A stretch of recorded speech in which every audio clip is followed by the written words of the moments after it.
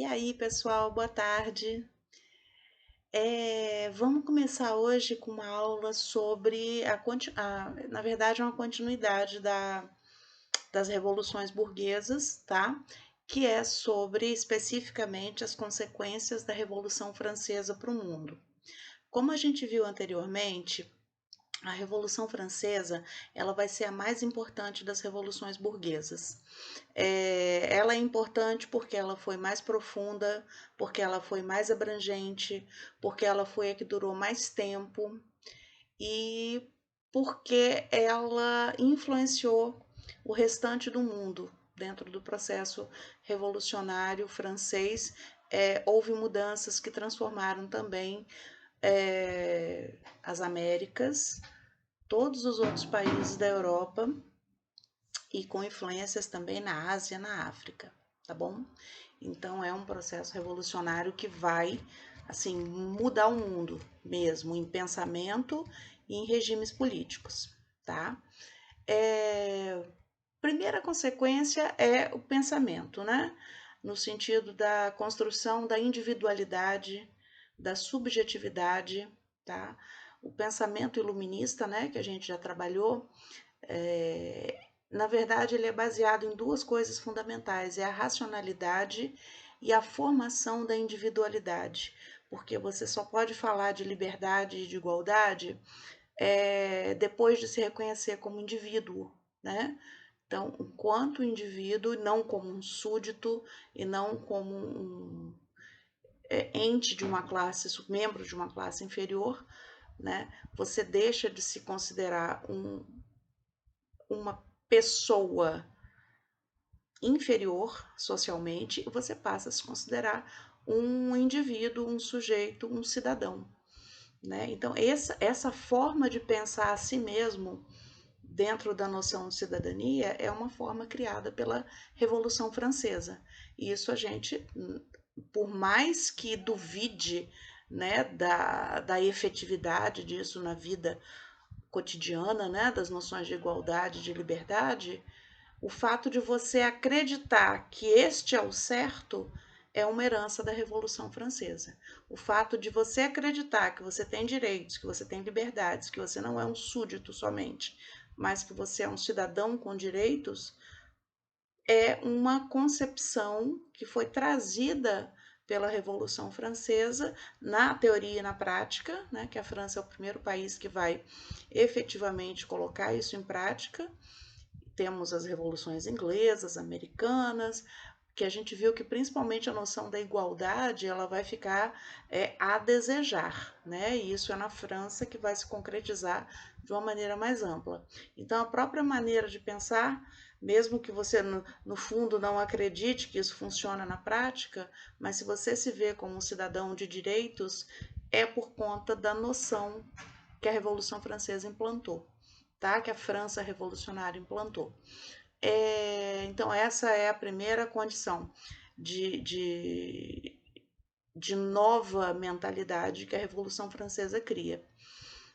A outra é se você se entende como indivíduo, se você se entende como cidadão, se você se entende como uma pessoa que tem direitos e você entende a noção de igualdade como válida, você vai ter como consequência disso, direitos que vão valer na sua crença, né? Direitos que vão valer para toda a humanidade. Se todos são iguais enquanto indivíduos, enquanto sujeitos, logo todos têm os mesmos direitos.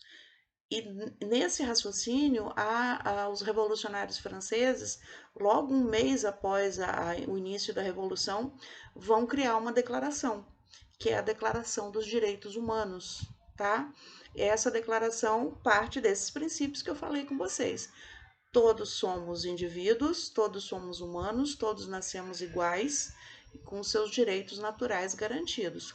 Logo, temos que saber quais são esses direitos, né? Então, quais os direitos de todo ser humano? Os franceses revolucionários, essa carta vai ser reformulada depois da Segunda Guerra Mundial, tá? Mas os revolucionários franceses são os primeiros que vão publicar essa carta, que é a Declaração Universal dos Direitos do Homem, e do cidadão, tá? E vou ler aqui para vocês o primeiro e o segundo artigo, para vocês entenderem do que a gente está falando, dessa declaração. Primeiro artigo. Os homens nascem e são livres e iguais em direitos. As distinções sociais só podem fundamentar-se na utilidade do bem comum. Segundo artigo, a finalidade de toda associação política e a conservação dos direitos naturais e imprescindíveis do homem. Esses direitos são a liberdade, a propriedade, a segurança e a resistência à opressão. Tá? São, na verdade, 17 artigos, essa Carta Francesa, da Declaração dos Direitos Humanos, e vai detalhar, na medida das necessidades daquele momento histórico-revolucionário, quais garantias todo ser humano tem que ter enquanto ser humano. Tá? Então é a segunda grande consequência da Revolução Francesa. Uma carta aberta à humanidade, onde se descreve, se relata a crença em quais são os direitos naturais de todo ser humano, independente da religião, independente da cor, independente da cultura, tá? Esse documento tenta ser supracultural, tá? Porque fala da condição humana, tá? Então é um documento que vai busca, cujo objetivo é abranger a humanidade inteira, por isso direitos humanos, né? Porque se refere a todo ser humano. Então essa concepção de direitos iguais a todo ser humano é uma concepção da Revolução Francesa. Outra consequência da Revolução Francesa que a gente vai ter bem marcada é a independência das colônias latino-americanas, tá? América Central e América do Sul, incluindo o México, né? Eram colônias que pertenciam à Espanha, à França, à Inglaterra e a Portugal. E as colônias francesas, durante o processo revolucionário, elas são libertadas, tá? Elas ganham a independência, se abole a escravidão e se consolida a independência das colônias francesas. Depois isso é retomado, depois a França dá um retrocesso conservador e retoma, mas no momento, dentro da Revolução, no momento mais radical da Revolução, se liberta os escravos e se dá às colônias uma condição de autonomia, tá? As colônias francesas. Porém, o resto das Américas, óbvio, né? Todos os países coloniais são inimigos da França, né? Que é a Inglaterra, Portugal, Espanha. Esses países, pelo contrário, vão apertar os laços coloniais, mas as ideias revolucionárias francesas e a experiência francesa de revolução leva a população colonial, liderado pelas elites coloniais brancas, isso é bem importante que se deixe claro, tá? Porque são essas elites coloniais brancas que vão inaugurar depois um novo processo de exploração dentro dessas ex-colônias, tá? Então, mas vamos deixar isso aqui dessa forma, de que essas colônias, elas começam a lutar pela independência após a Revolução Francesa, tendo em vista esse conjunto de ideias, tendo em vista a prática revolucionária e vitoriosa francesa. Tá? Então, vão acontecer rebeliões nas colônias americanas e em pouco tempo essas colônias, no espaço aí de 30 anos, historicamente é pouco tempo, né, vão todas conseguir a independência, tanto da Espanha, quanto de Portugal, no caso do Brasil, quanto da Inglaterra, tá? Que a principal colônia vai ser um território aqui na América do Sul e a Jamaica na América Central. Tá? A colônia inglesa da América do Norte, que eram os Estados Unidos, já tinham se libertado. Tá? Então, para nós interessa um pouco mais a independência do Brasil, né? E o que tem a Revolução Francesa a ver com isso diretamente? Porque no Brasil foi um caso um pouco diferente do resto da América Latina. Porque o rei da Espanha, apesar da invasão napoleônica, continuou presente, foi destronado pelos franceses, por Napoleão. Napoleão colocou um irmão dele como rei da Espanha, e houve rebeliões dentro da Espanha, enfim, é uma história mais complicada. mas os espanhóis se mantiveram resistindo a Napoleão, diferente de Portugal.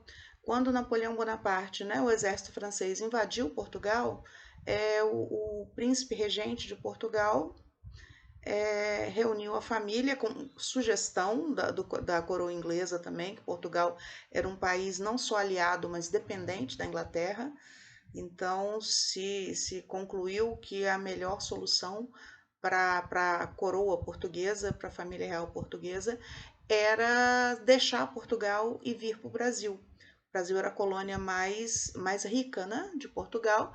Então, se por acaso Portugal realmente fosse tomado, ocupado por Napoleão, com um rei presente, com a família real presente, o Brasil seria tomado automaticamente. E para evitar isso, então, o rei de Portugal, a família dele e a corte, ele não é rei, desculpa, ele é príncipe regente, a rainha é a mãe dele, que por fatores médicos ela está afastada do trono, então ele é o príncipe regente, Dom João VI, ele vai encher 3 navios com praticamente a corte inteira dele, o dinheiro dos cofres, livros para a biblioteca e vai vir para o Brasil, tá? E nisso os brasileiros se assustam, né? Nossa, veio todo mundo, chegou todo mundo, não tinha nem lugar do pessoal se abrigar, né? A nobreza, entre aspas, né? A nobreza brasileira, os ricos brasileiros do Rio de Janeiro, que era a capital na época, eles têm que desocupar as casas para entregar a casa para os nobres portugueses morarem.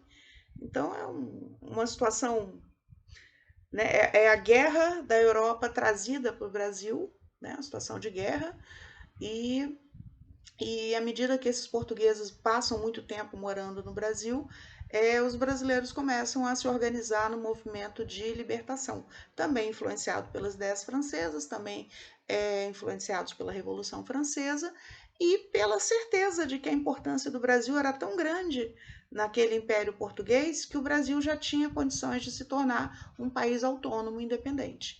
Então foram aí, durante essa estadia da família real portuguesa no Brasil, que eles só vão voltar para Portugal depois que o Napoleão foi vencido, né? Depois que Napoleão foi preso, né? Aqui a família real portuguesa vai voltar para Lisboa, voltar para Portugal. E o movimento de independência brasileiro ele se aprofunda, né? Ele fica cada vez mais forte e com a partida da família real essa força aumenta, né? E o Brasil acaba conquistando a independência 20, 20 anos depois, não, 20 não, desculpa, 13 anos depois que a família real vem morar aqui e um ano depois que a família real foi embora, tá? Voltou para Portugal, o Brasil vai ficar independente. Então, é diretamente relacionado, como eu falei, não só as ideias, não só a experiência vitoriosa francesa, como por conta do fator família real portuguesa fugindo de Napoleão Bonaparte, vindo morar no Brasil, aprofunda, ao invés de apertar os laços, começa a afrouxar esses laços coloniais pelo lado dos brasileiros, que começam a compreender que já temos uma condição de nos tornarmos um país independente. Então, é uma consequência direta do processo revolucionário francês. E a gente tem, da mesma forma, um minutinho só, que eu vou. A divisão política que ocorreu na Revolução Francesa e que ficou para a posteridade, que é a divisão política entre direita e esquerda, que foi criada também dentro do processo revolucionário francês. E por um motivo assim totalmente aleatório, né?